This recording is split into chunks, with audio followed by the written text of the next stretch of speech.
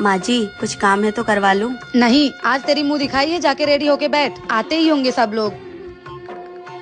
चलो अच्छा हुआ इसका मुंह दिखाई उखाई खत्म हुआ। अरे माँ जी दुल्हन देखने नहीं गई? अरे क्या देखूं उस काली की शकल, देखी तो हूँ। अरे माँ जी रस्म है। अच्छा ठीक है जाती हूँ। पाए लागू मम्मी जी। अरे रहने दे, कोई जरूरत नहीं है। पैर छूने आई हैं। क्या देखूं तेरा काला चेहरा, देखी तो हूँ अब सगुनी। सही बोलूं तो तुझसे शादी करके फंस गई 10 लाख रुपए के चक्कर में। ये सब छोड़, चल अब घूंघट ऊपर कर। हे भगवान, ये देखो कहाँ मेरा बेटवा हीरा जैसा और कहाँ ये कोयले की खदान। अच्छा ये ले गोरे होने की क्रीम, 6 महीना साल भर लगाएगी तो गोरी हो ही जाएगी। सुबह शाम लगाना है और डेली लगाना ताकि इस परिवार से घुल मिल जाए। और कपड़ा उपड़ा उतारना नहीं अभी, और घर के लोग बाकी हैं अभी। जो लोग अपने बहू के साथ ऐसा करते हैं उनके साथ क्या करना चाहिए कमेंट बॉक्स में जरूर बताएं।